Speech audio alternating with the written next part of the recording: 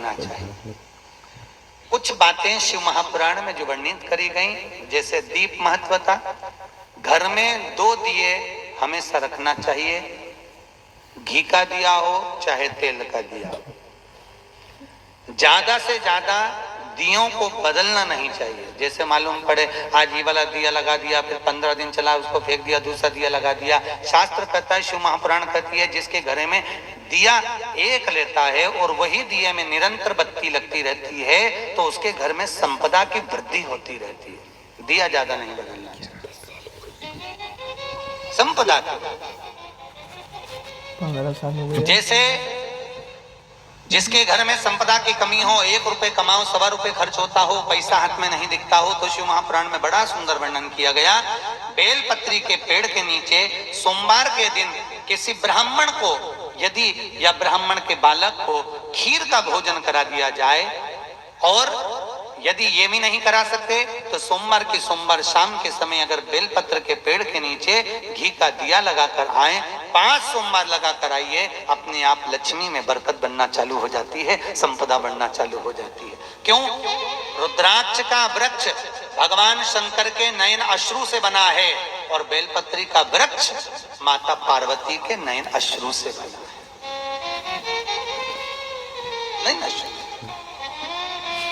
देखो, बेलपत्री के पेड़ के नीचे शाम के समय लक्ष्मी का वासा हो जाता है। जैसे आपने पीपल के वृक्ष की गणना सुनी होगी ना, पीपल के वृक्ष की गणना में पद्म पुराण के अंतर्गत बड़ा सुंदर वर्णन किया गया है, और अग्नि पुराण में, कि पीपल का जो वृक्ष है उस वृक्ष की गणना में सुबह 4 बजे से लेकर 7 बजे तक पीपल के वृक्ष में भगवान ब्रह्मा का वासा होता है। किसका वासा है? ब्रह्मदेव। 7 बजे से लेकर पीपल के वृक्ष में 10 बजे तक पीपल के वृक्ष में भगवान विष्णु का वासा होता है। किसका वासा है? भगवान विष्णु का। 10 बजे से लेकर 11:30 बजे तक पीपल के वृक्ष में पितरों का वास प्रारंभ होता है। पितर जानते हो ना?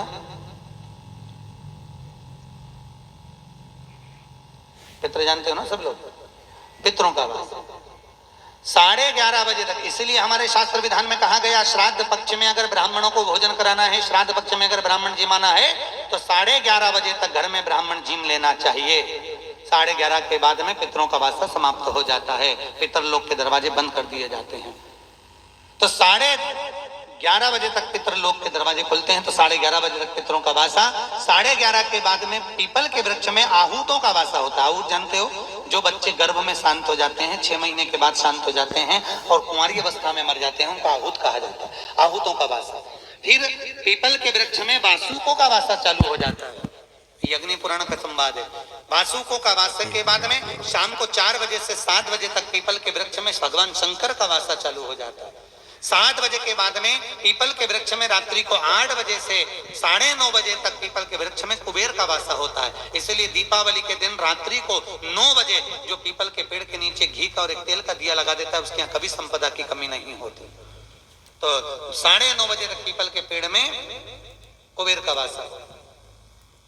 ऐसे वासों का क्रम कहा गया है। तो हमारे यहाँ कहते हैं पीपल के पेड़ की परिक्रमा करना है तो कब करिए? सुबह के क्रम में कर लो, ब्रह्म मुहूर्त में कर लो, 4 बजे, 5 बजे, 6 बजे, 7 बजे, 8 बजे, 9 बजे, 10 बजे तक पीपल के वृक्ष की परिक्रमा हो जाना चाहिए। पीपल के पेड़ की परिक्रमा ना रात को होती है, ना दोपहर में होती है।